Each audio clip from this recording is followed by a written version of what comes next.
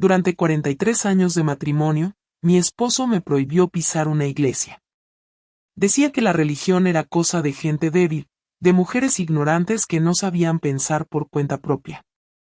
Encerró mis santos en el desván, quemó mi Biblia, y me obligó a mentirles a los vecinos sobre por qué ya no iba a misa los domingos. Pero el día en que los médicos me dijeron que él tenía apenas 3 semanas de vida, me tomó de la mano temblorosa, me miró a los ojos con todo ese orgullo roto, y susurró con la voz más pequeña que jamás escuché en la vida: Rosa, ¿puedes rezar por mí? Yo tengo miedo de lo que viene después. Esta es la historia más dolorosa que jamás viví, y que guardé como secreto por 3 años. Hoy, finalmente, tengo el valor de contarla. Suscríbete a este canal y activa las notificaciones para ser avisado siempre que un nuevo video salga al aire. Así como yo, muchas otras personas están creando valor para abrir el corazón y confesar secretos que quedaron guardados por años. Y tener a alguien para escuchar nuestras historias es algo muy importante para nosotros. Mi nombre es Rosa Elena Vázquez de Mendoza, tengo 72 años bien vividos, y esta historia que voy a contar sucedió aquí mismo en Guadalajara, en el estado de Jalisco, donde nací y me crié en una familia profundamente católica. Somos 5 generaciones enterradas en el mismo cementerio, todas con funeral en la catedral, todas con misa de séptimo día y novenas rezadas con el corazón lleno de fe. Para que ustedes entiendan bien esta historia, necesito volver allá a los años 1950, cuando yo era apenas una niña de cabellos largos que ayudaba a mi madre, doña Soledad, a vender flores en la puerta de la iglesia de San José. Toda mi infancia estuvo acompañada por el sonido de las campanas llamando a misa de las 6 de la mañana, por el aroma del copal quemándose en los incensarios, y por las historias que mi abuela Esperanza contaba sobre los milagros de Nuestra Señora de Guadalupe. Todos los domingos, sin excepción, nuestra familia entera se reunía en la iglesia. Era ritual sagrado. Mi madre se levantaba a las 5 de la mañana para preparar el chocolate caliente y los churros dulces que comíamos después de la misa. Mi padre, Anastasio, se ponía el traje azul marino que guardaba solo para los domingos y para las bodas. Y yo, ay, Dios mío, me sentía la niña más importante del mundo cuando me ponía mi vestidito blanco de encaje y el velo que mi abuela había bordado especialmente para mí. La fe no era solo parte de nuestra vida, era toda nuestra vida. Despertábamos rezando, agradecíamos las comidas, pedíamos protección antes de dormir. En nuestra casa, las paredes estaban cubiertas de santos: San José en la sala, Nuestra Señora en el cuarto de mis padres, el Sagrado Corazón de Jesús en la cocina. Mi abuela decía que así la casa quedaba protegida contra todo mal, y yo creía en cada palabra. Cuando cumplí 15 años, en 1968, mi fiesta fue en la iglesia misma. No queríamos nada muy extravagante, nuestra familia era sencilla, mi padre trabajaba como carpintero y ganaba poco. Pero mi madre insistió en que yo renovara mis votos de bautismo delante del altar, prometiendo que continuaría siendo una muchacha de fe, una mujer dedicada a los valores cristianos. Aquel día, usando el vestido rosa que mi tía Remedios había cosido especialmente para la ocasión, yo prometí delante de Dios que siempre mantendría la fe en mi corazón. Si hubiera sabido lo que me esperaba. Era diciembre de 1975. Yo tenía 22 años y trabajaba en una tienda de telas en el centro de Guadalajara. Nunca había tenido novio en serio, mi madre era muy estricta con esas cosas. Decía que muchacha decente no anda exponiéndose por ahí. Pero en ese final de año, mi prima Carmen cumplió 15 años y organizó una fiesta en la casa de la familia, en el barrio de Tlaquepaque. Yo no quería ir. Prefería quedarme en casa leyendo mi novena de San Judas Tadeo, haciendo crochet y escuchando las radionovelas que pasaban en las tardes de sábado. Pero mi madre insistió tanto que acabé cediendo. Me puse mi vestido verde agua, el único un poco más elegante que tenía, y fui a la fiesta con el corazón medio pesado. Fue allí que conocí a Roberto Mendoza Aguilar. Él estaba en el patio, conversando con algunos hombres mayores sobre fútbol y política. Era 10 años mayor que yo, tenía 32 años, y trabajaba como obrero en una de las fábricas de tequila más grandes de Jalisco. Alto, moreno, con esos brazos fuertes de quien trabaja con las manos. Pero lo que me llamó la atención fueron sus ojos. Ojos inteligentes, que parecían entender las cosas que otras personas no veían. Cuando me acerqué para tomar un vaso de agua, él interrumpió la conversación y vino a hablar conmigo. Debes ser prima de Carmen. Soy Roberto. Rosa Elena. Mucho gusto. Rosa Elena, nombre bonito. Te queda bien. Conversamos toda la noche. Roberto me contó que había perdido a sus padres muy temprano, que vivía solo en una casita pequeña cerca de la fábrica, que trabajaba hacía 15 años en el mismo lugar y tenía orgullo de lo que hacía. Me dijo que admiraba a las mujeres trabajadoras, que no le gustaban las muchachas fútiles que solo pensaban en fiestas y noviazgos. Pareces diferente, me dijo cuando ya era casi hora de irme, pareces una muchacha seria, de valores. Mi familia me crió así, respondí, un poco avergonzada, somos personas de fe, ¿sabes? Vamos a la iglesia, respetamos las tradiciones. Eso es muy bonito, Rosa Elena. El mundo necesita más personas como tú. Esa noche, Roberto me acompañó hasta la puerta de casa. No trató de besarme, no hizo nada inconveniente. Apenas preguntó si podía verme de nuevo el domingo siguiente. Yo dije que sí, pero que tendría que ser después de la misa, nunca perdía la misa de domingo. Por supuesto, sonrió, yo respeto eso. Además, quién sabe si un día no voy contigo. Mi corazón casi se salió por la boca. Un hombre que respetaba mi fe, que hasta pensaba en ir a la iglesia conmigo. Parecía un regalo de Dios. Roberto y yo fuimos novios por 2 años y medio. Al principio, todo era perfecto. Él realmente respetaba mi religiosidad, nunca se quejaba cuando yo decía que no podía salir porque tenía novena, o cuando necesitaba llegar más temprano para no perder la misa de las 6 de la mañana. Todos los domingos, después que yo volvía de la iglesia, nos encontrábamos en el parque central de Tlaquepaque. Caminábamos tomados de la mano, comíamos churros con dulce de leche, y Roberto me contaba sobre sus sueños de crecer en la fábrica, tal vez un día llegar a supervisor. Quiero darte una vida buena, Rosa Elena, decía siempre, quiero que tengas una casa bonita, hijos sanos, y nunca tengas que preocuparte por dinero. A mi familia le gustaba mucho él. Mi madre decía que Roberto era un hombre trabajador y respetuoso. Mi padre aprobaba la manera seria de hablar sobre el futuro. Y mi abuela Esperanza, mi abuela siempre decía que había rezado mucho para que yo encontrara un hombre bueno, y que sus oraciones habían sido atendidas. En 1976, Roberto fue promovido a supervisor de una de las líneas de producción. Comenzó a ganar casi el doble de lo que ganaba antes, y se puso tan feliz que me llevó a cenar al mejor restaurante de Guadalajara, un lugar elegante donde sirvieron pozole rojo y mariachis tocaron músicas románticas solo para nuestra mesa. Rosa Elena, me dijo esa noche, tomando mi mano por encima de la mesa, quiero casarme contigo. Quiero que seas mi esposa, la madre de mis hijos. Lloré de felicidad. Era todo lo que siempre soñé, un hombre bueno, trabajador, que respetaba mi fe y quería construir una familia conmigo. Programamos la boda para el año siguiente, en junio de 1977. Sería en la iglesia de San José, la misma donde mi familia siempre iba, donde había hecho mi primera comunión y donde había renovado mis votos a los 15 años. Pero fue durante los preparativos de la boda que comencé a notar algunos cambios en Roberto.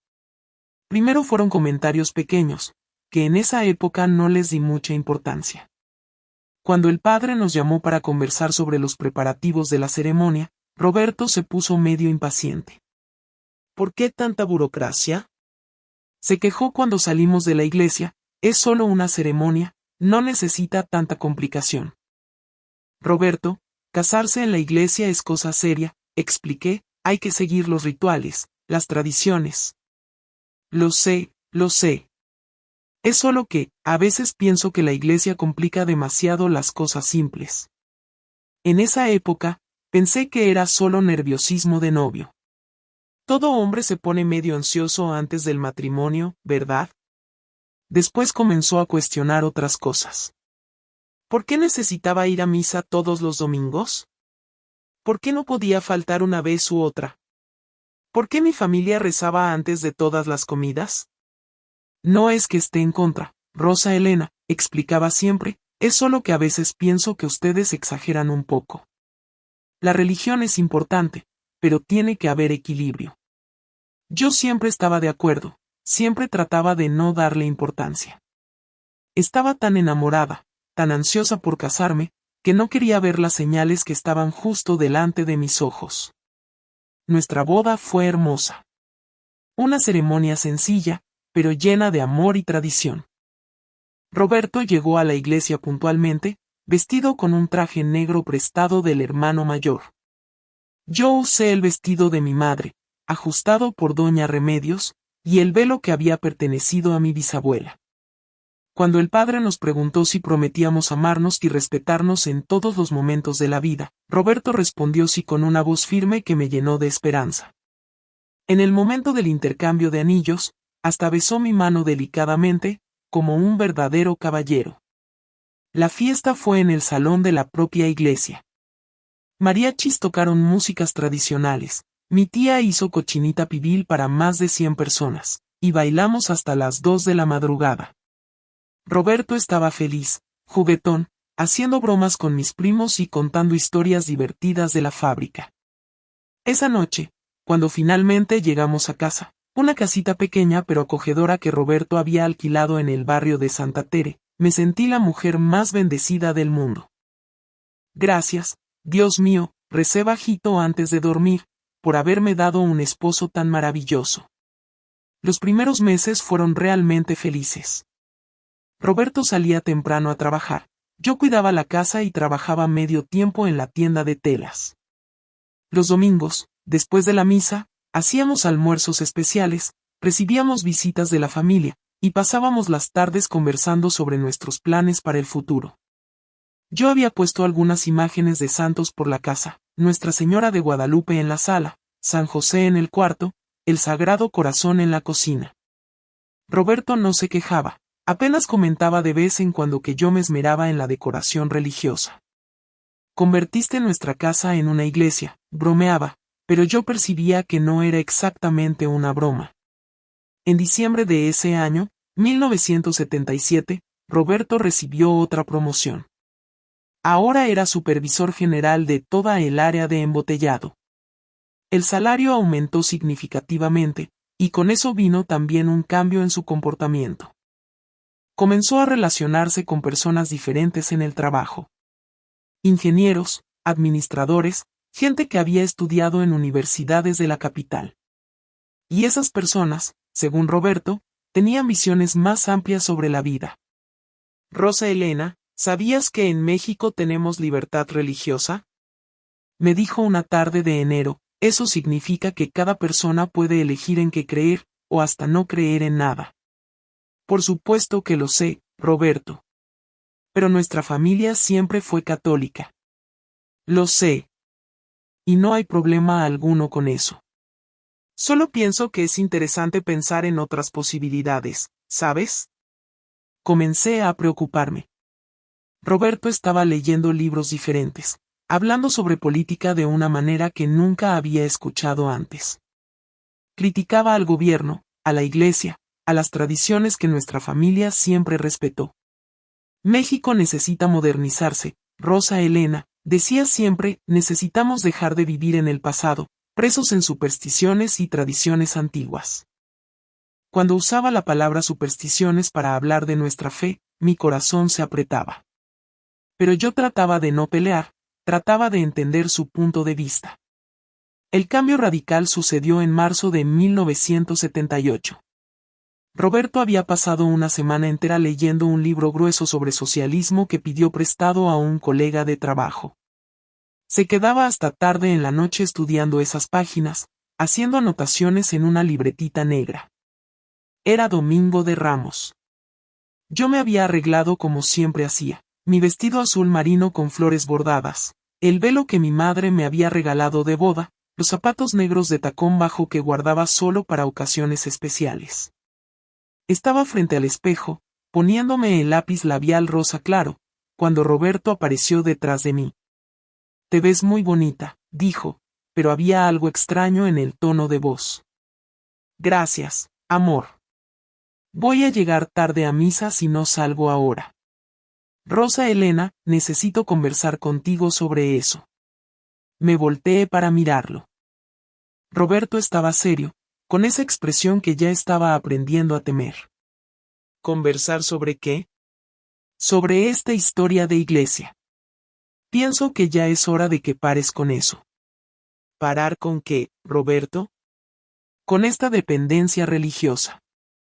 Vas a la iglesia todos los domingos, rezas todos los días, vives preocupada con santos y promesas, eso no es normal, Rosa Elena. Sentí como si hubiera recibido un golpe en el estómago. Roberto, la fe siempre fue parte de mi vida. Y puede seguir siendo. Pero dentro de casa, en tu corazón. No necesitas estar exhibiéndote en la iglesia, participando de esos rituales primitivos. ¿Rituales primitivos? Roberto, ¿de qué estás hablando? Él suspiró, se pasó la mano por el cabello, y me miró con esa expresión de quien va a explicar algo muy obvio a una niña. Rosa Elena, he estado estudiando mucho últimamente. Aprendí cosas importantes sobre cómo la religión es usada para controlar a las personas, especialmente a las mujeres. La iglesia quiere que ustedes sean sumisas, dependientes, siempre pidiendo protección en lugar de luchar por sus propios derechos.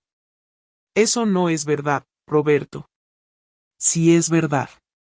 Y yo no voy a permitir que mi esposa continúe siendo manipulada de esa forma. Sus palabras me dolieron tanto que comencé a llorar. No podía entender cómo el hombre que se había casado conmigo en una iglesia, que había prometido respetarme delante de Dios, estaba diciendo esas cosas horribles. Por favor, Roberto, la misa es muy importante para mí. Era importante. Ahora tienes otras cosas de qué preocuparte. Tienes una casa que cuidar, un esposo que apoyar. Ya no necesitas esas muletas emocionales. Pero. No hay peros. Ya no vas más a la iglesia, Rosa Elena. Es una orden. Me quedé ahí parada, con el velo en la cabeza y el corazón roto, sin poder creer lo que estaba escuchando. Cuando traté de pasar por él para salir de casa, Roberto me tomó del brazo. Te dije que no vas. Roberto, por favor, déjame ir solo hoy. No y puedes quitarte ese velo de la cabeza. Parece que vas a tu propio entierro. Lloré el resto de la mañana. Lloré por la primera misa que perdí en 25 años de vida. Lloré porque no sabía cómo iba a explicarle a mi familia por qué no aparecía en la iglesia. Lloré porque el hombre que amaba me estaba prohibiendo hacer la cosa más importante de mi vida. Cuando mi madre vino a visitarme en la tarde de ese domingo, preguntando por qué no había ido a misa, mentí por primera vez en la vida. Me estaba sintiendo mal, mamá. Dolor de cabeza. Pero pareces bien ahora. Ya pasó. Fue cosa pasajera. Ella me miró con esos ojos que nos conocen desde siempre, pero no dijo nada. Solo se quedó ahí conmigo, tomando té de manzanilla y conversando sobre cosas sin importancia. Cuando se fue, Roberto llegó del trabajo con un ramo de rosas rojas. Para mi esposa linda, dijo, dándome un beso en la frente, sé que fue difícil hoy, pero verás que tomé la decisión correcta. Vamos a ser más felices así. Esa noche, acostada en la cama junto a él, recé escondida por primera vez en la vida. Me tapé la cabeza con la sábana y le pedí a Dios que me diera fuerzas para soportar esa situación. Los meses que siguieron fueron los más difíciles de mi vida hasta ese momento. Roberto no se conformó apenas con prohibirme ir a la iglesia. Comenzó una verdadera campaña para liberarme de la ignorancia religiosa, como él decía. Primero, retiró todas las imágenes de santos de nuestra casa. Llegó un día del trabajo con una caja de cartón y fue recogiendo, una por una, todas las imágenes que yo había puesto con tanto cariño. Roberto, por favor, deja por lo menos a Nuestra Señora en el cuarto. Rosa Elena, necesitas aprender a vivir sin esas cosas. Son apenas objetos. Si Dios existe de verdad, Él está en tu corazón, no necesita estatuitas. Pero ellas me hacen bien, me dan paz. Es ilusión, querida. Puedes tener paz sin depender de esas cosas. Guardó todo en el desván de la casa, junto con mi Biblia, mi rosario, y hasta las estampitas que yo coleccionaba desde niña. Nuestra casa quedó vacía, sin alma. Las paredes blancas parecían acusarme de haber permitido aquello. Después, comenzó a controlar mis conversaciones con la familia. Siempre que mi madre o mi abuela venían a visitarme, Roberto encontraba una excusa para quedarse cerca, interrumpiendo cuando ellas comenzaban a hablar sobre asuntos religiosos. Doña Soledad, le decía a mi madre con esa sonrisa falsa que yo estaba aprendiendo a odiar, ¿no cree que ya es hora de que Rosa Elena madure un poco? ¿Deje de depender tanto de esas cosas de iglesia? Mi madre se quedaba sin saber qué hacer, no sabía cómo responder. Era de una generación que respetaba mucho la autoridad de los esposos, entonces acababa cambiando de tema. Pero lo peor de todo era lo que Roberto hacía cuando nos quedábamos solos. Había comprado varios libros sobre ateísmo y comunismo, y todas las noches me obligaba a escuchar sus clases sobre los males de la religión. ¿Sabías, Rosa Elena, que la Iglesia Católica fue responsable por la Inquisición? Miles de personas inocentes fueron asesinadas en nombre de Dios. Roberto, eso fue hace siglos. ¿Y crees que cambió algo? La Iglesia continúa controlando a las personas, especialmente a las mujeres. Quiere que ustedes sean ignorantes, obedientes, siempre dependientes de los hombres. Mi fe nunca me hizo ignorante. Sí lo hizo. Nunca cuestionaste nada, nunca pensaste con tu propia cabeza. Apenas repetías lo que tus padres y los padres mandaban. Esas conversaciones duraban horas. Roberto hablaba sobre Marx, sobre Freud, sobre teorías que yo no entendía bien. Decía que la religión era el opio del pueblo, una herramienta de los ricos para mantener a los pobres conformes con su situación. En lugar de luchar por mejores condiciones de vida, por justicia social, ustedes se quedan esperando que un Dios imaginario resuelva todo en la vida después de la muerte. Es muy conveniente para los poderosos.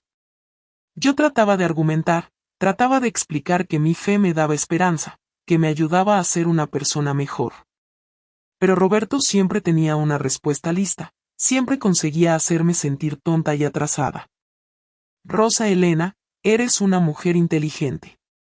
Solo necesitas usar esa inteligencia para pensar de forma independiente, sin las ataduras de la superstición. En 1979, descubrí que estaba embarazada. Fue una de las noticias más felices de mi vida, pero también me llenó de preocupación. ¿Cómo iba a criar a un hijo sin poder transmitirle la fe que siempre fue tan importante para mí? Roberto se puso eufórico con el embarazo. Comenzó a hacer planes, a hablar sobre el futuro de nuestro bebé.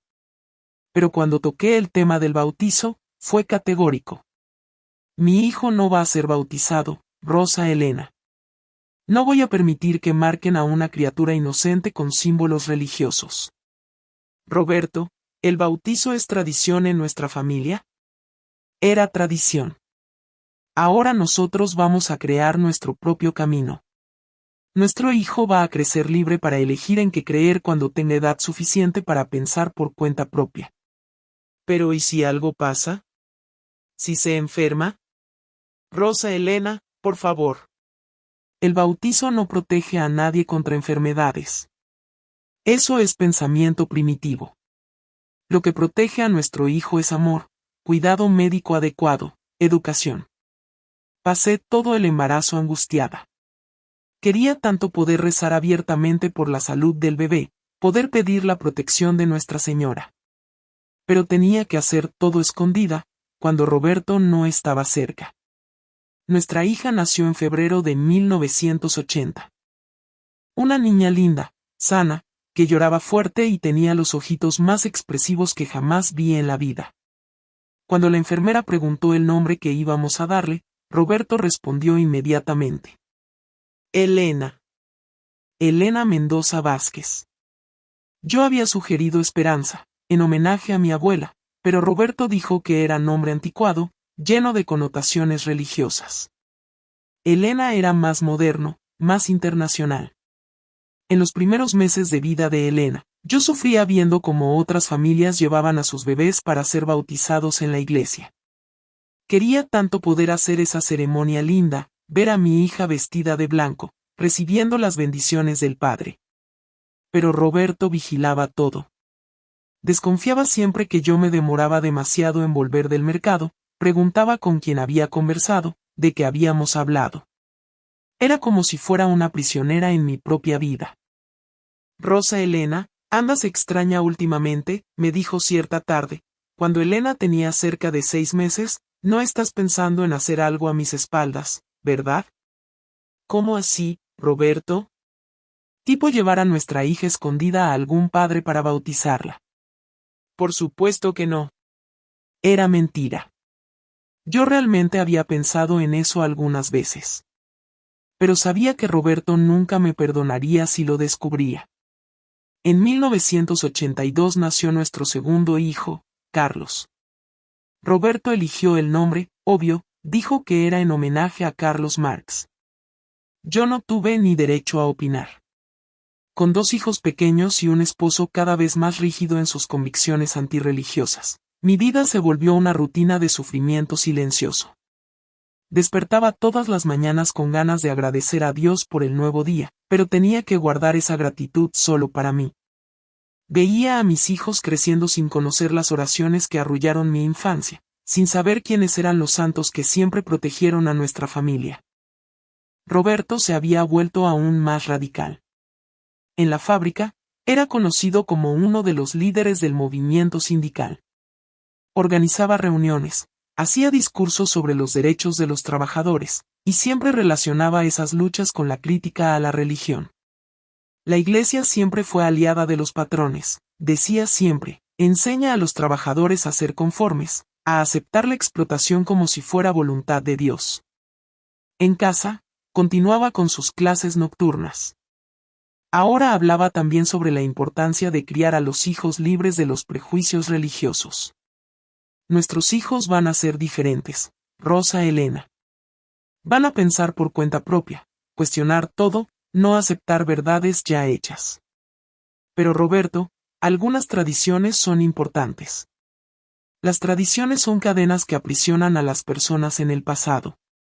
Nuestros hijos merecen un futuro mejor. Elena estaba comenzando a hablar, y yo me moría de ganas de enseñarle las oraciones simples que aprendí a su edad. Angelito de mi corazón, que el papito del cielo me dé perdón.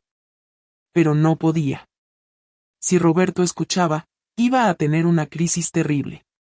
Cierta noche, cuando Elena tenía unos 2 años, yo estaba contándole una historia antes de dormir. Sin pensar, comencé a hablar sobre un angelito que protegía a los niños durante el sueño. Elena quedó encantada, pidió que le contara más sobre los angelitos. Roberto apareció en la puerta del cuarto justo cuando yo estaba hablando sobre cómo los ángeles cuidaban a las personas buenas. Rosa Elena, ¿puedo hablar contigo? Dejé a Elena en la cuna y fui a la sala con él. Roberto estaba furioso. No puedo creer que estés llenando la cabeza de nuestra hija con esas fantasías. Roberto, era solo un cuentito. No era solo un cuentito, no. Estabas plantando semillas de superstición en su mente. Esto es exactamente lo que no quiero que pase en esta casa. Esa noche, Roberto estableció reglas aún más rígidas. Yo no podía contar historias que involucraran ángeles, santos o cualquier referencia religiosa. No podía enseñar oraciones, no podía hablar sobre Dios o sobre la vida después de la muerte. Si descubro que estás desobedeciendo, Rosa Elena, las consecuencias van a ser graves. Hablo en serio. ¿Qué tipo de consecuencias? No quieres saberlo. El tono de amenaza en su voz me dio un miedo que nunca había sentido antes. Esa noche, por primera vez, tuve miedo de mi propio esposo. La década de 1980 fue la más sufrida de mi vida. Roberto se convirtió en una figura respetada en la fábrica y en la comunidad sindical, pero en casa era un dictador implacable. Controlaba todo lo que yo hacía, todas las personas con las que conversaba, todos los lugares a donde iba. Cuando Elena comenzó a hacer preguntas sobre Dios, como todo niño hace, Roberto me prohibía terminantemente responder. «Mamá, ¿quién hizo las estrellas?», preguntó cierta noche, mirando por la ventana. Las estrellas, bueno, mi hija.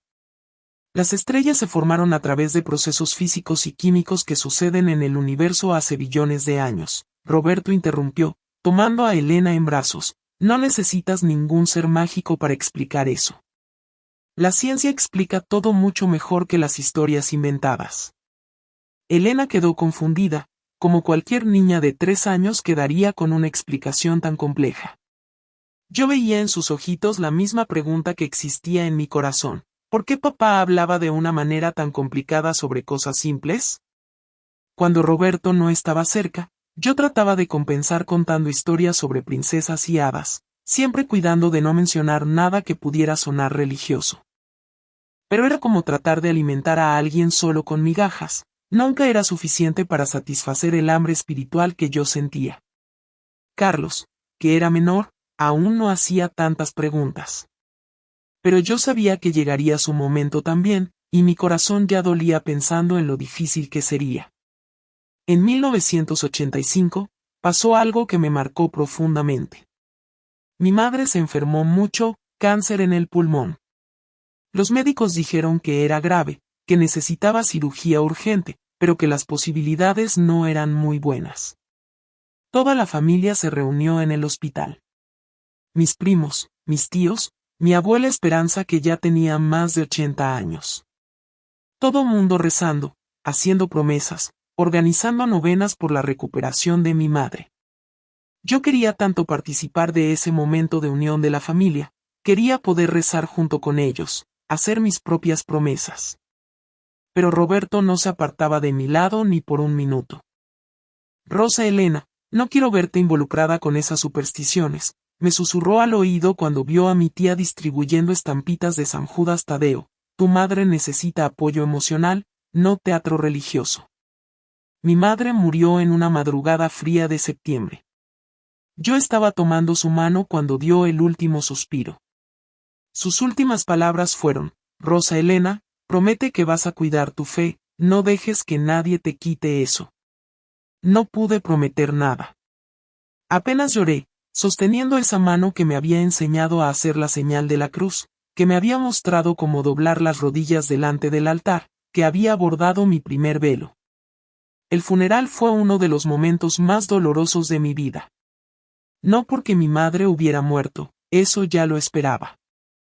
Sino porque Roberto me impidió vivir ese luto de la manera que mi familia siempre vivió. Nada de misa de cuerpo presente, dijo categóricamente, nada de rezos, de novenas, de teatro. Vamos a hacer un velorio simple, civilizado. Roberto, por favor, es mi madre. Exactamente por eso. No vas a deshonrar su memoria con esas actuaciones primitivas. Mi familia quedó impactada. Mi abuela Esperanza, que ya estaba muy débil, no podía entender por qué yo estaba negando una misa para mi propia madre. Mi nieta, me dijo con los ojos llenos de lágrimas, tu madre siempre fue una mujer de fe. ¿Cómo puedes hacerle esto? No pude explicar. ¿Cómo podría contarle a mi abuela de 85 años que mi esposo me prohibía honrar nuestra tradición familiar? El entierro fue en una ceremonia civil fría, sin alma, sin los cantos que siempre arrullaron nuestros lutos. Roberto se quedó a mi lado todo el tiempo, protegiéndome de los intentos de la familia de rezar por los muertos. Esa noche, lloré como nunca había llorado en la vida. No solo por la muerte de mi madre, sino por la muerte de mi propia identidad. Yo había dejado que Roberto matara a la Rosa Elena que existía dentro de mí, aquella niña de fe que vendía flores en la puerta de la iglesia con el corazón lleno de esperanza. Elena y Carlos crecieron sin conocer a Dios. Roberto se las arregló para matricularlos en una escuela laica, donde no había clases de religión ni símbolos cristianos. Cuando los compañeros hablaban sobre primera comunión o confirmación, mis hijos llegaban a casa llenos de preguntas que yo no podía responder. Mamá, ¿por qué María de mi salón va a hacer la primera comunión y yo no? Elena me preguntó cuando tenía 7 años. Porque tu padre piensa que es mejor que elijas esas cosas cuando seas mayor. Pero yo quiero elegir ahora. Quiero ir a la iglesia igual que María. Roberto escuchó la conversación e intervino inmediatamente. Elena, ven acá. Te voy a explicar algo importante. Se agachó a su altura y habló con esa paciencia forzada que yo conocía bien. Mi hija, existen personas que creen en historias sobre un hombre que vive en el cielo y controla todo lo que pasa en la tierra. Es como creer en Papá Noel o en el hada de los dientes, ¿entiendes? Son historias bonitas, pero no son reales. Pero María dijo que Jesús existe. María aún es pequeña, como tú. Cuando crezca, va a entender mejor. Por ahora, tú no necesitas preocuparte por esas cosas. Hay mucha cosa más interesante que aprender. Elena aceptó la explicación, pero yo veía en sus ojos una curiosidad que no desaparecía. Carlos, que siempre fue más cuestionador, comenzó a hacer preguntas más directas conforme fue creciendo. Papá, si Dios no existe, ¿por qué tanta gente cree en él? Preguntó cuando tenía unos 10 años. Buena pregunta, Carlos. Roberto se puso orgulloso. Las personas creen porque les enseñaron a creer desde pequeñas, antes de aprender a pensar por cuenta propia. Es como si plantaran una semilla de ignorancia en su cabeza cuando aún son bebés. ¿Y la abuela Soledad? ¿Ella creía? Sí, desafortunadamente. Tu abuela era una mujer buena, pero fue educada en una época en que las personas no tenían acceso al conocimiento científico. ¿Y mamá? Roberto me miró con esa sonrisa helada. Tu madre también creía cuando era pequeña. Pero ahora sabe que existen cosas más importantes en la vida. Mentí moviendo la cabeza que sí, pero por dentro mi corazón estaba sangrando. Mis propios hijos estaban aprendiendo a despreciar todo aquello que siempre fue sagrado para mí. Cuando Elena cumplió 15 años, en 1995, quería hacer una fiesta de quinceañera tradicional. Había visto a las amigas celebrando con misa en la iglesia, vestido rosa, vals con el padre. Soñaba con todo eso. Papá, ¿puedo hacer mi fiesta de 15 años en una iglesia? Preguntó una tarde de domingo. Por supuesto que no, Elena. La fiesta de 15 años puede ser linda sin necesidad de teatro religioso. Pero todas mis amigas hacen así. Y tú no eres igual a todas tus amigas. Tú eres más inteligente, más ilustrada. Organizamos una fiesta en el salón de fiestas del club donde Roberto se había asociado recientemente. Fue bonita, elegante, con banda en vivo y cena para 200 personas. Pero Elena estuvo triste durante toda la celebración. Mamá, ¿crees que hice lo correcto? Me preguntó esa noche, aún vestida con el lindo vestido rosa que Roberto había mandado hacer a la medida. ¿Por qué preguntas eso, mi hija? No sé, siento que faltó algo. Como si la fiesta no hubiera estado completa. Yo sabía exactamente lo que ella estaba sintiendo. Era el mismo vacío que yo cargaba hacía casi 20 años. Pero no podía decirle eso. Carlos también creció con ese vacío existencial. Era un niño inteligente, cuestionador, pero siempre con una melancolía que yo no podía entender completamente. Hacía preguntas profundas sobre el sentido de la vida, sobre lo que pasa después de la muerte, sobre por qué las personas sufren. Roberto respondía todo con explicaciones científicas y filosóficas complejas, pero yo percibía que Carlos no quedaba satisfecho. Era como si las respuestas del padre fueran técnicamente correctas, pero emocionalmente insuficientes. Papá, si cuando morimos todo se vuelve polvo, ¿cuál es el sentido de hacer algo bueno en la vida? Carlos preguntó cierta vez, cuando tenía unos 12 años. El sentido es dejar el mundo mejor para las próximas generaciones, contribuir al progreso de la humanidad. Pero si yo voy a morir igual, y las próximas generaciones también van a morir, ¿cuál es el sentido de todo eso? Roberto se irritó con la persistencia del niño. Carlos, estás haciendo preguntas existenciales muy complejas para tu edad.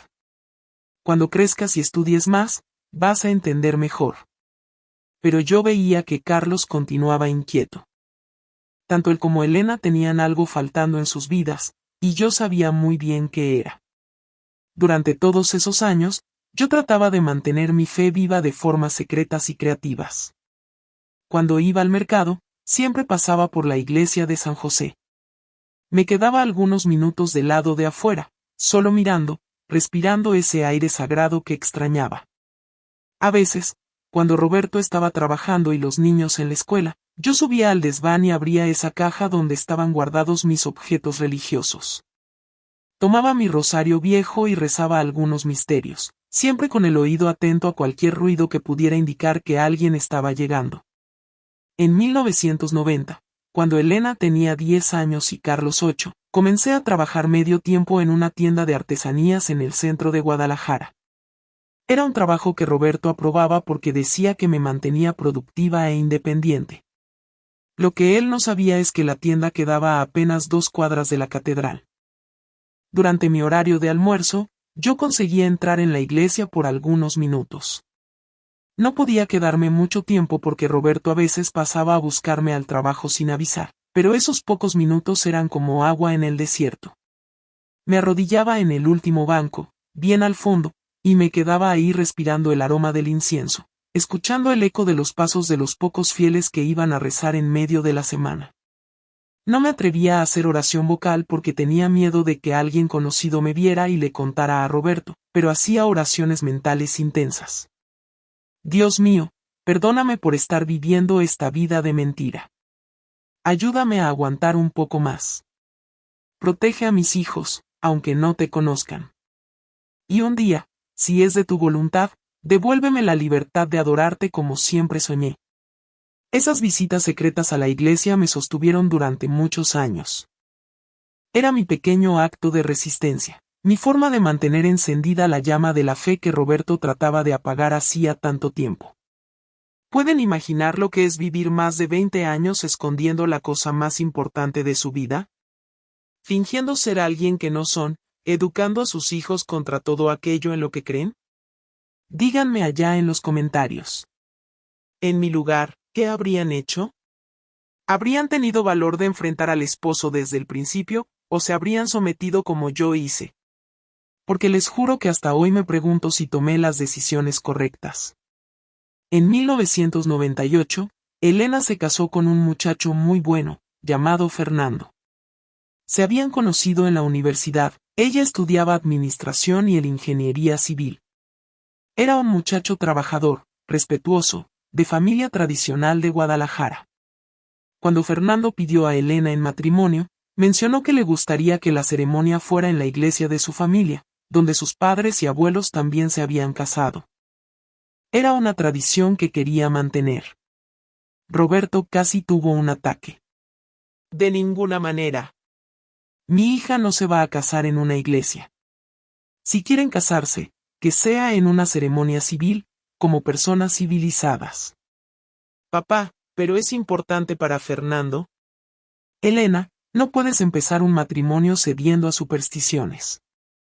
Si Fernando te ama de verdad, va a aceptar tus principios. Vi la desilusión en los ojos de mi hija.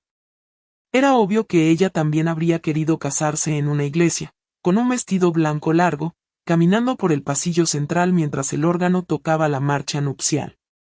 Todo sueño de niña. Pero Roberto fue inflexible. El matrimonio fue en una ceremonia civil simple, en el registro civil de Tlaquepaque. Elena estaba linda con un vestido color perla, pero yo sentía que faltaba algo en ese momento tan especial. Fernando aceptó la situación con elegancia, pero percibí que sus padres se quedaron un poco incómodos. Era una familia católica tradicional, y probablemente nunca habían pasado por una situación así. Después de la ceremonia, durante la fiesta, la madre de Fernando se acercó a mí. Doña Rosa, ¿puedo hacerle una pregunta indiscreta? Por supuesto, doña Mercedes. ¿La familia de ustedes no es religiosa? No sabía cómo responder. ¿Cómo explicar que yo me moría de ganas de haber visto a mi hija casarse en una iglesia, pero que mi esposo lo había prohibido? Es complicado, doña Mercedes. Mi esposo tiene convicciones muy firmes sobre esas cosas. Ella me miró con esos ojos de madre que entienden más de lo que las palabras dicen. Entiendo. A veces la vida nos pone en situaciones difíciles, ¿verdad?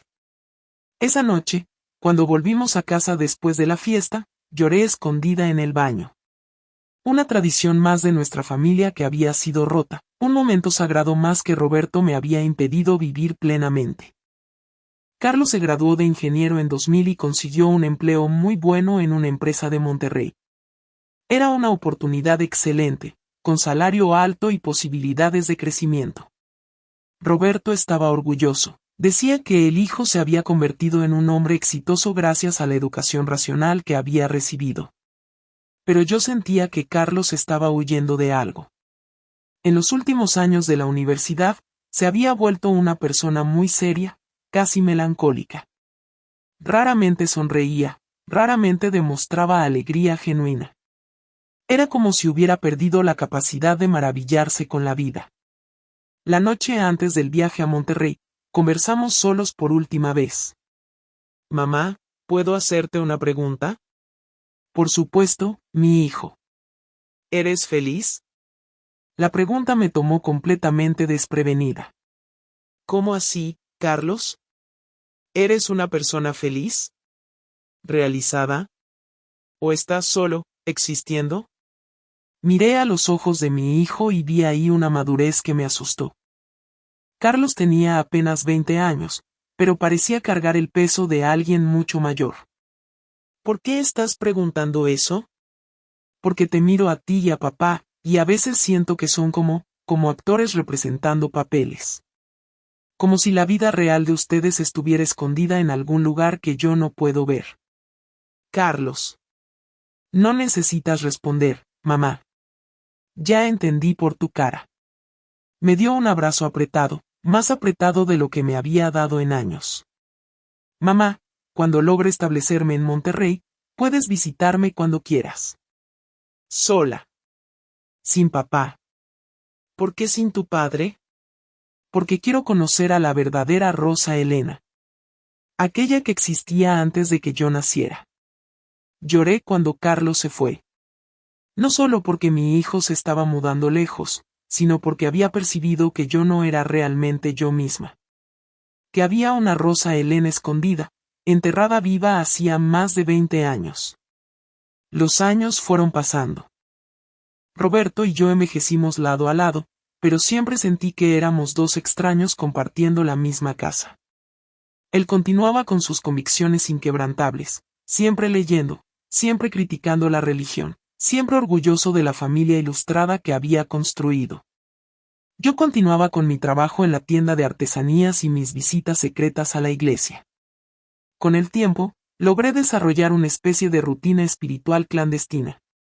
Sabía exactamente en qué horarios Roberto no estaría cerca, conocía a cada padre de la región, sabía cuándo había misas que podría frecuentar sin ser vista. En 2005, mi abuela Esperanza murió a los 92 años. Había pasado los últimos años en un hogar de ancianos, muy débil, pero siempre lúcida. Cada vez que iba a visitarla, me tomaba la mano y repetía la misma pregunta. Mi nieta, ¿aún tienes fe en el corazón? Y yo siempre mentía. Por supuesto que sí, abuela. Siempre la voy a tener. Pero ella me miraba con esos ojos cansados y susurraba. Entonces, ¿por qué tus ojos están tan tristes?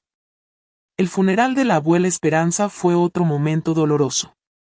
Roberto permitió que fuera en una iglesia, pero solo porque era costumbre de la familia de Rosa Elena y no quería crear incomodidad pública. Pero me prohibió participar activamente de la ceremonia. Te quedas ahí sentada, calladita, y listo. Nada de rezar alto, de cantar, de hacer teatro. Durante toda la misa, quise tanto poder participar de los cantos, de las respuestas, de las oraciones. Era el funeral de la mujer que me había enseñado todo sobre fe, y yo no podía ni siquiera honrar su memoria de la manera que se merecía. Cuando el padre habló sobre la vida ejemplar de Doña Esperanza, sobre cómo había transmitido sus valores cristianos a toda la familia, sentí un dolor en el pecho que casi me mata. Porque yo sabía que había fallado con ella. No logré mantener viva la tradición que tanto apreciaba. Elena tuvo su primer hijo en 2010, un niño lindo que llamaron Sebastián. Cuando me trajo al bebé para que lo conociera, mi corazón casi explotó de felicidad. Era mi primer nieto, y era perfecto. Pero pronto vino la angustia, ¿ese niño también iba a crecer sin conocer a Dios? Elena y Fernando iban a seguir el ejemplo que Roberto había dado, criando a una criatura sin fe. Para mi sorpresa, Elena vino a conversar conmigo sobre eso algunas semanas después. Mamá, ¿puedo contarte algo? Por supuesto, mi hija. Fernando y yo estamos pensando en bautizar a Sebastián. ¿En serio? El corazón se disparó en mi pecho. Sí. Fernando siempre quiso, y yo también siento que es importante. No sé explicar por qué, pero lo siento. ¿Y tu padre? No le vamos a contar a papá. Por lo menos no ahora. Vamos a hacer una ceremonia pequeña, solo con la familia de Fernando y algunos amigos cercanos. Elena. Mamá, sé que tú también piensas que es importante. Lo veo en tus ojos cada vez que aparece el tema. Era la primera vez en más de 30 años que alguien de mi familia reconocía que yo tenía sentimientos religiosos. Lloré en el mismo momento. ¿Quieres ser madrina de él? No pude responder. Apenas moví la cabeza que sí y continué llorando. El bautizo de Sebastián fue en una ceremonia pequeña y discreta en la iglesia de la familia de Fernando. Sostuve a mi nieto en los brazos mientras el padre derramaba el agua bendita en su cabecita, y sentí una paz que no experimentaba hacía décadas. Era como si Dios me estuviera diciendo, Rosa Elena, tu fe no murió. Está viva, y ahora está pasando a la próxima generación. Roberto nunca lo descubrió. Elena y Fernando mantuvieron el secreto, y yo aprendí a mentir con aún más habilidad. Carlos se casó en 2012 con una muchacha muy especial llamada Patricia. Ella era psicóloga, venía de una familia católica de Monterrey, y tenía una espiritualidad muy bonita y madura. Cuando Carlos me la presentó, percibí inmediatamente que Patricia había traído algo diferente a la vida de mi hijo. Él parecía más liviano, más en paz consigo mismo. Doña Rosa, Patricia me dijo en una de las primeras veces que conversamos a solas. Carlos me contó que la familia de ustedes no es muy religiosa, pero quería que supiera que respeto todas las creencias. Gracias, Patricia. Eso es muy importante. Él también me contó que usted siempre pareció tener una espiritualidad escondida. ¿Eso es verdad? La pregunta me asustó. ¿Carlos había percibido tanto? Es complicado, Patricia. No necesita explicar si no quiere.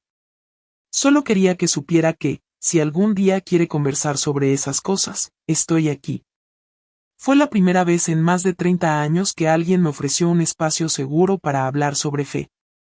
Lloré tanto ese día que Patricia se preocupó. Doña Rosa, ¿dije algo malo? No, mi hija. Dijiste exactamente lo que necesitaba escuchar.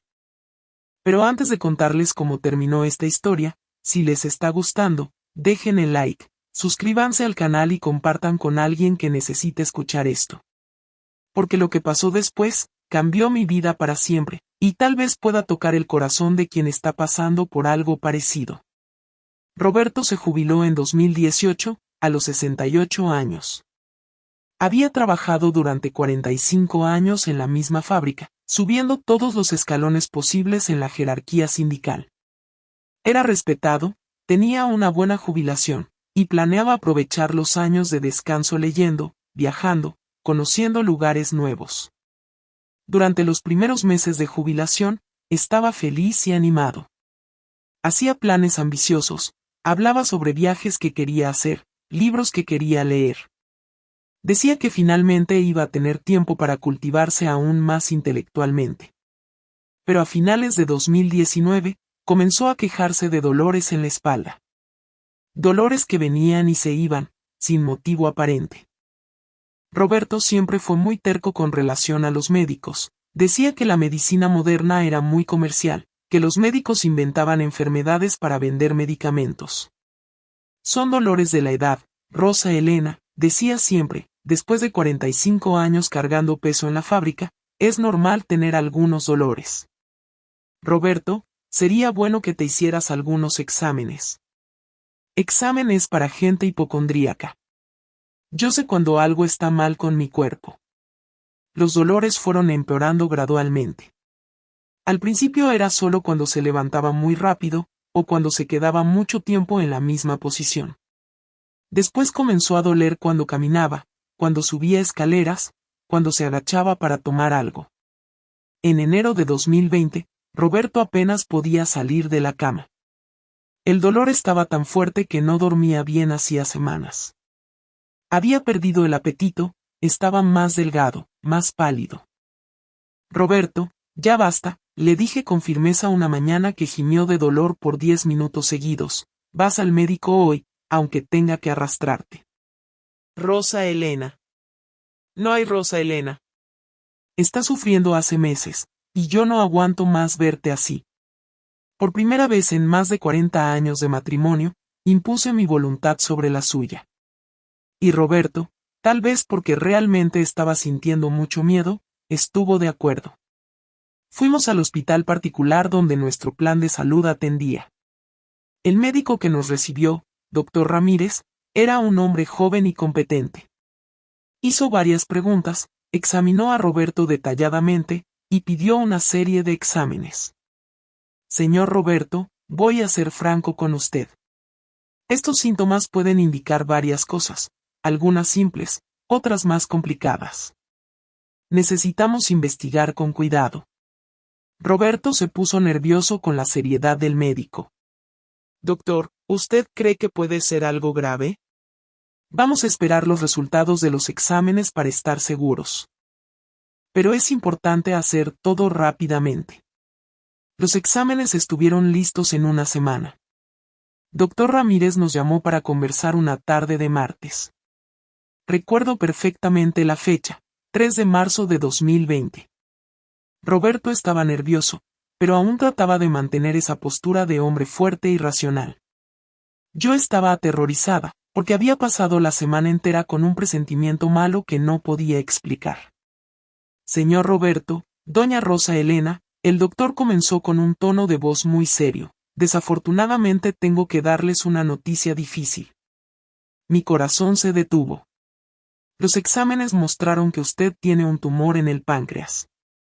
Es un cáncer en estadio avanzado, con metástasis a otros órganos.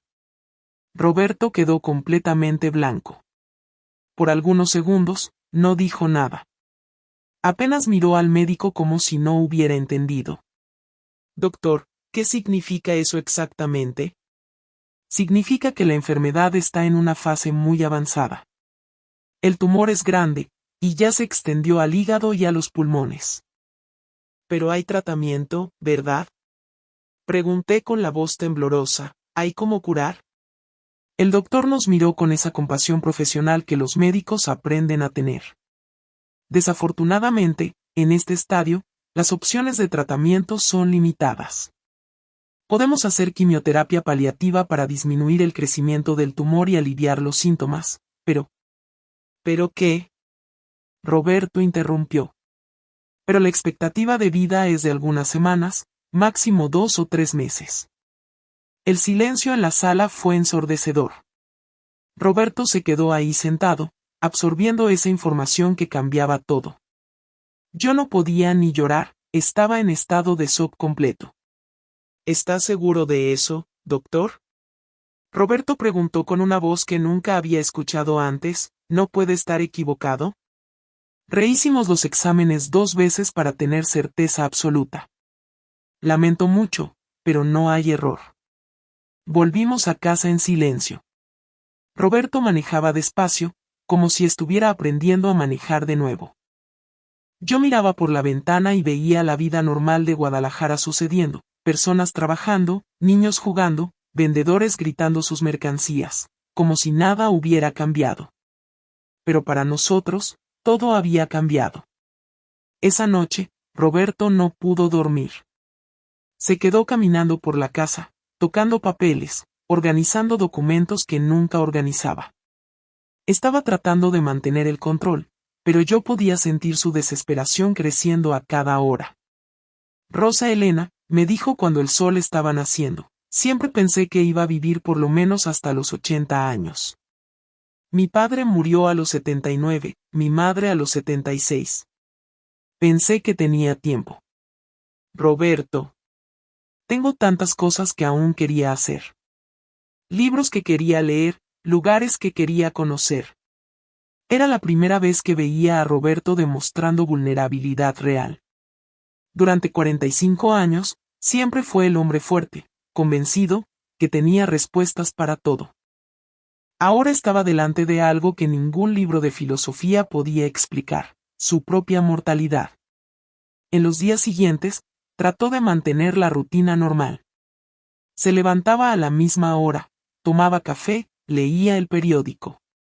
Pero yo percibía que estaba diferente. Miraba las cosas con una atención nueva, como si estuviera viendo todo por primera vez, o por última vez. Elena y Carlos vinieron a visitarnos tan pronto contamos el diagnóstico. Los dos quedaron destrozados, pero trataron de mantener la esperanza. Papá, vamos a buscar otros médicos, Elena dijo, tomando su mano, siempre existen tratamientos nuevos, médicos especialistas. Mi hija, el doctor Ramírez ya consultó a otros colegas. El diagnóstico es el mismo. Carlos, siempre más directo, hizo la pregunta que todos estaban evitando. Papá, ¿cuánto tiempo dijeron los médicos que tienes? Roberto miró a los dos hijos y respondió con una honestidad brutal. Algunas semanas. Máximo 2 meses. Fue en ese momento que vi a Elena y Carlos realmente entender que iban a perder al padre. Lloré junto con ellos, pero había algo dentro de mí que estaba comenzando a agitarse. Una sensación extraña, como si algo importante estuviera a punto de suceder. Conforme pasaban los días, Roberto comenzó a demostrar comportamientos que nunca había visto antes. Se quedaba mirando al cielo por largos minutos, especialmente al final de la tarde, cuando el sol se estaba poniendo. A veces lo encontraba en una expresión pensativa, casi melancólica, como si estuviera reflexionando sobre cosas muy profundas. Cierta mañana, lo encontré sentado en el patio, mirando el jazmín que mi madre había plantado años atrás. Es bonito, ¿verdad? Dijo cuando se dio cuenta de que yo estaba ahí. ¿Qué? La naturaleza. Como todo funciona perfectamente, sin nadie mandando. Me pareció extraño que hiciera ese tipo de comentario. Roberto siempre hablaba sobre la naturaleza en términos científicos, evolución, selección natural, leyes de la física. Nunca con esa admiración casi reverente. Roberto, ¿estás bien? Estoy pensando en muchas cosas, Rosa Elena. Cuando sabes que vas a morir en poco tiempo, comienzas a ver el mundo diferente. ¿Qué tipo de cosas? Sobre lo que realmente importa en la vida. Sobre lo que dejamos atrás. Sobre lo que viene después. La última frase me sorprendió completamente. Roberto nunca hablaba sobre lo que viene después. Para él, después de la muerte no venía nada. ¿Después de qué, Roberto? Rosa Elena, ¿tú crees que existe algo después de que morimos? Me quedé sin palabras. Era la primera vez en 45 años que Roberto me hacía una pregunta sobre espiritualidad sin estar criticando o burlándose. ¿Por qué estás preguntando eso? No sé. Es que, cuando estás muriendo, ciertas preguntas se vuelven más importantes. Y me di cuenta de que pasé toda la vida tan convencido de que no existe nada después de la muerte. Pero, ¿y si estoy equivocado? Mi corazón comenzó a latir más rápido. ¿Sería posible que Roberto estuviera teniendo dudas sobre sus convicciones de toda una vida? Roberto, siempre dijiste que tener fe era cosa de gente débil. Sé lo que siempre dije. Pero ahora me siento muy débil, Rosa Elena. Y si existe algún tipo de fuerza superior que puede ayudar a las personas débiles, tal vez la necesite. 2 semanas después del diagnóstico, Roberto estaba visiblemente más débil. El dolor había aumentado, aún con los medicamentos que el médico había recetado. Pasaba la mayor parte del día acostado, solo se levantaba para comer y usar el baño. Era una noche de marzo, llovía fuerte afuera. Roberto estaba inquieto, moviéndose en la cama, suspirando constantemente. Yo trataba de dormir, pero percibía que estaba sufriendo, no solo físicamente, sino emocionalmente también. Rosa Elena, ¿estás despierta? Estoy. ¿Qué pasó? Tengo miedo. Las palabras salieron de su boca como un susurro, casi inaudible. Roberto, el hombre que nunca admitía debilidad, que siempre fue tan orgulloso y convencido, me estaba confesando que tenía miedo. ¿Miedo de qué, Roberto? De morir. De sufrir. De no saber lo que viene después. Me volteé en la cama para mirarlo. En la oscuridad, podía ver apenas el contorno de su rostro, pero sentía el peso de su angustia. Roberto. Rosa Elena, pasé toda la vida diciendo que la religión era tontería, que Dios no existía, que después de la muerte no había nada. Pero ahora que la muerte está llegando, no puedo parar de pensar, ¿y si estoy equivocado? ¿Y si estás equivocado sobre qué? ¿Y si realmente existe un Dios? ¿Y si existe cielo e infierno? ¿Y si voy a parar al infierno por haber pasado toda la vida negando a Dios e impidiendo que otras personas creyeran en Él? Nunca había visto a Roberto tan vulnerable. Estaba confesando miedos que eran completamente opuestos a todo lo que siempre defendió. Roberto, Dios es misericordioso. ¿Cómo sabes? No pudiste ir a la iglesia por más de 40 años por mi culpa. ¿Cómo puedes saber algo sobre Dios? La pregunta me tomó desprevenida. Roberto tenía razón, oficialmente, yo me había alejado de la religión hacía décadas. ¿Cómo podría hablar sobre la misericordia de Dios? Yo siempre mantuve la fe en el corazón, Roberto. ¿Cómo así? Fue en ese momento que tomé una de las decisiones más importantes de mi vida. Decidí contar la verdad. Roberto, nunca dejé de creer en Dios. Todos estos años, continué teniendo fe, pero escondida. ¿Escondida cómo? Cuando iba a trabajar, a veces entraba en la iglesia para rezar algunos minutos. Cuando no estabas en casa, subía al desván y tomaba mi rosario para rezar. Yo nunca dejé de ser católica, Roberto. Solo dejé de demostrarlo para no contrariarte. Se quedó en silencio por algunos minutos. Yo tenía miedo de su reacción, ¿se iba a enojar porque mentí durante tantos años? Rosa Elena, ¿podrías enseñarme a rezar? Mi corazón casi se detuvo. 43 años esperando por esas palabras. Roberto, ¿estás seguro? Estoy. Yo necesito intentar. Necesito saber si Dios puede perdonarme por todo lo que hice. A la mañana siguiente, cuando Roberto despertó, yo ya había tomado mi decisión. Subí al desván y traje la caja con mis objetos religiosos, esa misma caja que estaba cerrada hacía más de 40 años. Cuando Roberto me vio bajando las escaleras con la caja, no dijo nada. Apenas me observó mientras yo abría ese tesoro escondido. Mi rosario estaba reseco por el tiempo, algunos de los eslabones estaban rotos. Mi Biblia estaba con las páginas amarillentas, algunas estampitas estaban desteñidas. Pero cuando tomé esos objetos en las manos, Sentí como si estuviera reencontrando amigos queridos después de una separación muy larga.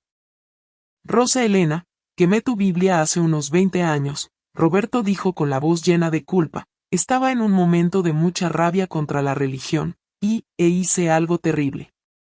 Lo sé. Te vi quemándola. ¿Y nunca dijiste nada? ¿Qué podría haber dicho? No me dejabas ni hablar sobre esas cosas. Roberto comenzó a llorar. Era apenas la segunda vez que lo veía llorar en 45 años de matrimonio. Rosa Elena, perdóname. Perdóname por haberte quitado eso. Perdóname por haber sido tan cruel con tu fe. Te perdono, Roberto. Siempre perdoné.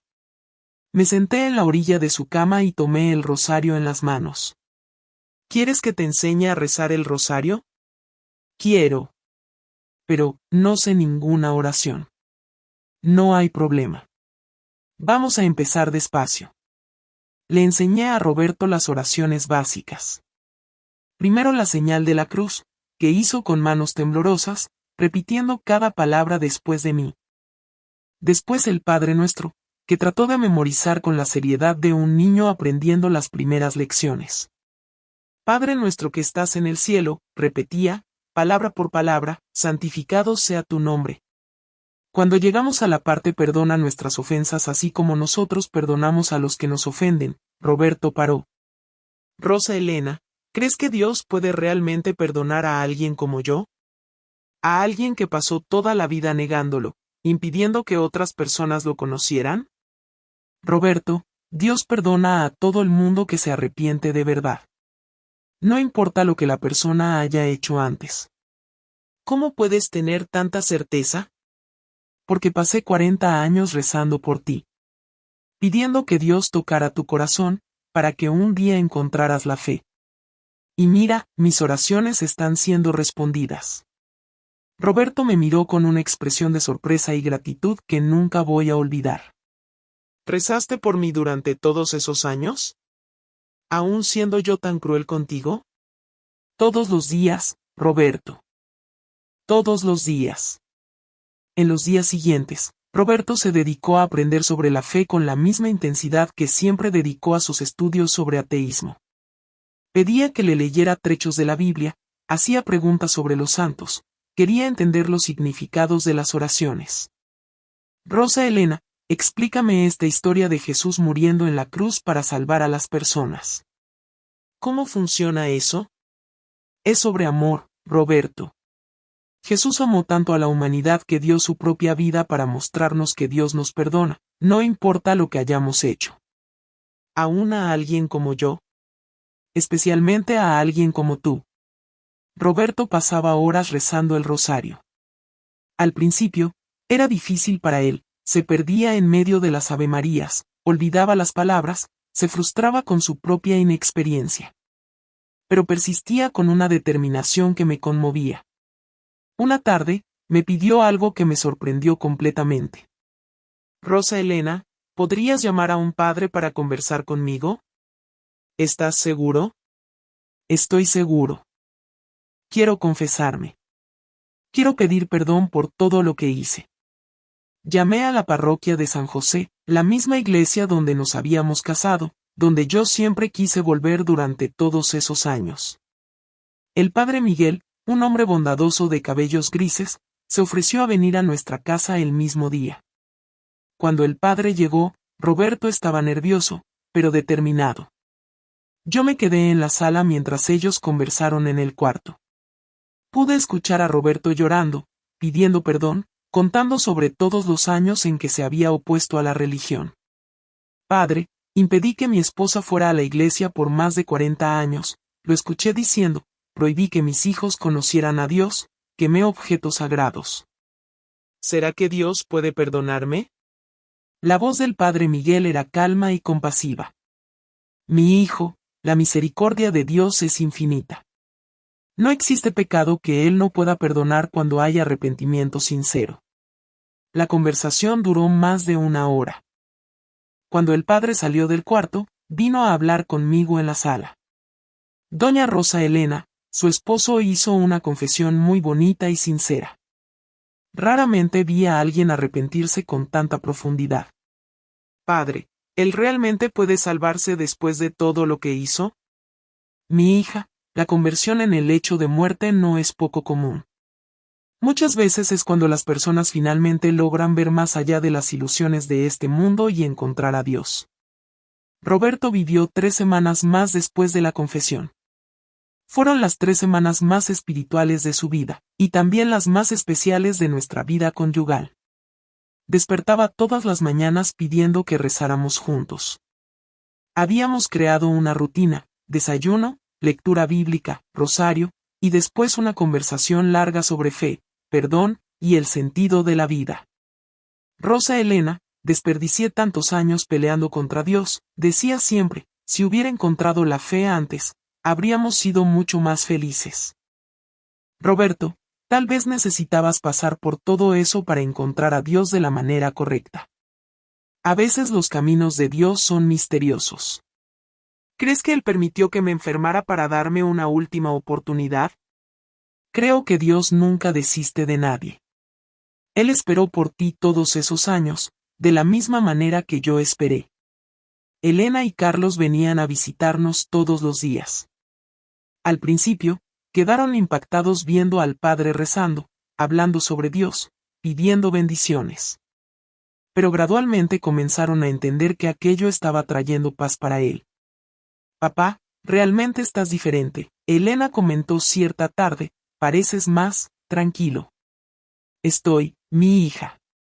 Por primera vez en la vida, no tengo miedo de lo que viene por delante. Pero siempre dijiste que no creías en vida después de la muerte. Estaba equivocado sobre muchas cosas, Elena. Espero que ustedes dos no cometan los mismos errores que cometí. Carlos, siempre más cuestionador, hizo preguntas directas. Papá, ¿este cambio es real o es solo miedo de la muerte? Es real, Carlos. El miedo me hizo comenzar a buscar, pero lo que encontré es mayor que el miedo. Encontré esperanza. En la última semana de vida, Roberto estaba muy débil. Apenas podía salir de la cama, hablaba con dificultad, dormía la mayor parte del tiempo. Pero siempre que despertaba, pedía rezar. Rosa Elena, ¿puedes rezar conmigo? Yo tomaba su mano y rezábamos juntos.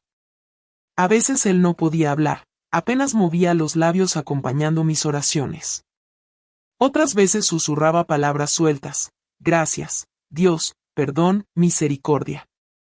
En la penúltima noche, tuvo un momento de lucidez muy bonito. Pidió conversar conmigo sobre cosas prácticas, documentos, dinero guardado, recados para la familia. Pero después dijo algo que me marcó profundamente. Rosa Elena, gracias por haber esperado por mí todos estos años. ¿Esperado como, Roberto? Por haber mantenido la fe viva, aun cuando traté de matarla. Por haber rezado por mí cuando no lo merecía.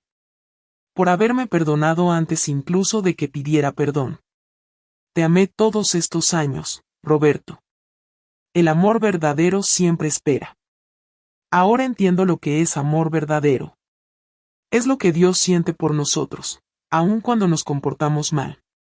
Roberto murió un lunes soleado de abril. Despertó muy temprano, pidió tomar café conmigo una última vez, y después volvió a la cama diciendo que estaba muy cansado. Alrededor de las 10 de la mañana, me llamó. Rosa Elena, creo que llegó la hora. Roberto. No te pongas triste. Estoy en paz. Sé que Dios me perdonó, sé que voy a encontrarlo. Sostenía mi rosario en la mano derecha y mi mano en la izquierda. Rosa Elena, ¿puedes rezar un Padre Nuestro conmigo? Por supuesto. Comenzamos a rezar juntos. Roberto hablaba cada palabra con dificultad, pero con una convicción que nunca había demostrado antes. Padre nuestro que estás en el cielo, santificado sea tu nombre. Cuando llegamos a perdonar nuestras ofensas, apretó mi mano con más fuerza. Así como nosotros perdonamos a los que nos ofenden. Fueron sus últimas palabras. Roberto murió sosteniendo mi rosario y repitiendo la oración que había aprendido en las últimas semanas de vida. Por primera vez en más de 40 años, pude organizar un funeral religioso en mi familia. Roberto había dejado todo por escrito, quería misa de cuerpo presente, quería ser enterrado en el cementerio católico, quería que yo hiciera todo de la manera que nuestra tradición manda. La misa fue en la iglesia de San José, donde nos habíamos casado 45 años antes. Elena y Carlos, a pesar de no entender completamente todo aquello, respetaron la voluntad del padre y participaron de la ceremonia. El padre Miguel hizo una homilía linda sobre la misericordia de Dios y sobre cómo nunca es tarde para encontrar la fe. Habló sobre Roberto como un ejemplo de que Dios siempre ofrece una segunda oportunidad, aún en los últimos momentos de la vida. Durante la misa, cuando llegó la hora de la comunión, me levanté para recibir la hostia consagrada. Era la primera vez en más de 40 años que comulgaba públicamente. Sentí como si Roberto estuviera ahí conmigo, finalmente en paz, finalmente libre. En la hora del sepulcro, Elena se acercó a mí. Mamá, ¿puedo hacerte una pregunta? Por supuesto. ¿Crees que papá realmente encontró a Dios, o fue solo desesperación de quien está muriendo? Mi hija, vi la transformación de él día tras día. Vi la paz en sus ojos, la gratitud, el arrepentimiento sincero. Aquello no era desesperación, era conversión verdadera. ¿Y tú siempre creíste? ¿Aun cuando papá prohibía? Siempre, Elena. La fe es como una semilla plantada en el corazón. Puede quedarse escondida por años, pero nunca muere completamente. Después del entierro, Carlos vino a conversar conmigo en particular. Mamá, necesito pedirte perdón. ¿Perdón por qué? Por todos estos años en que pensé que habías simplemente abandonado tu fe para obedecer a papá. Nunca imaginé que estabas sufriendo tanto, manteniendo todo escondido. Carlos, ustedes eran niños. ¿Cómo podrían entender? Pero ahora somos adultos, y quiero entender. ¿Tú puedes enseñarme sobre esas cosas que ustedes descubrieron juntos al final? Fue así que Carlos comenzó su propia jornada espiritual. Patricia, su esposa, se puso muy feliz, ella siempre había soñado poder compartir la fe con el esposo. Elena también comenzó a hacer preguntas, especialmente después de ver cómo la fe había transformado a Roberto en los últimos días de vida. Mamá, ¿crees que yo podría comenzar a ir a la iglesia contigo? Por supuesto que puedes, mi hija.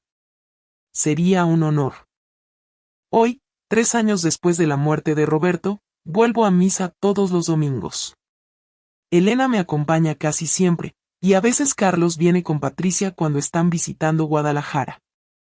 El pequeño Sebastián, mi nieto, está creciendo conociendo a Dios, aprendiendo las oraciones que nunca pude enseñar a mis propios hijos. Algunas personas me preguntan si guardo rencor de Roberto por todos esos años perdidos. La respuesta es no. ¿Cómo puedo guardar rencor de alguien que, al final de cuentas, me enseñó lo que realmente significa perdonar? Roberto era un hombre bueno, pero era orgulloso.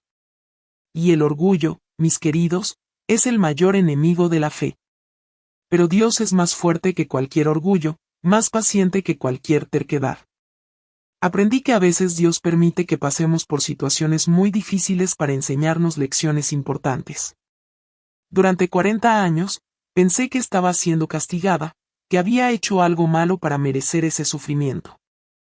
Pero ahora entiendo que Dios me estaba preparando para ser el instrumento de la salvación de Roberto.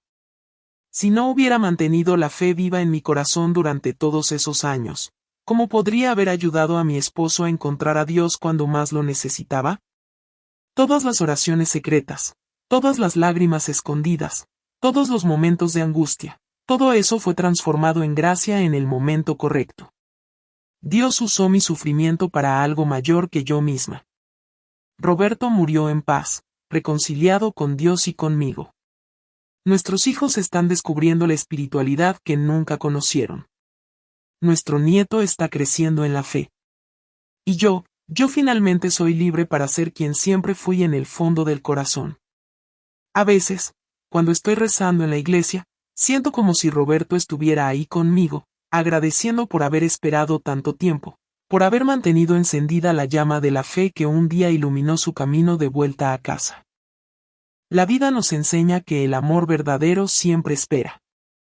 El amor de una esposa por el esposo, el amor de una madre por los hijos, y principalmente el amor de Dios por todos nosotros. No importa cuánto tiempo tardemos en entender, no importa cuántos errores cometamos, Dios siempre espera con los brazos abiertos. Y eso es todo. Después de tantos años guardando este dolor en el pecho, finalmente logré compartir esto con ustedes. Gracias por escucharme, por darme la oportunidad de contar esta historia que quedó guardada en mi corazón por tanto tiempo. Si están pasando por alguna situación difícil en su fe, si alguien está tratando de alejarlos de Dios, no desistan.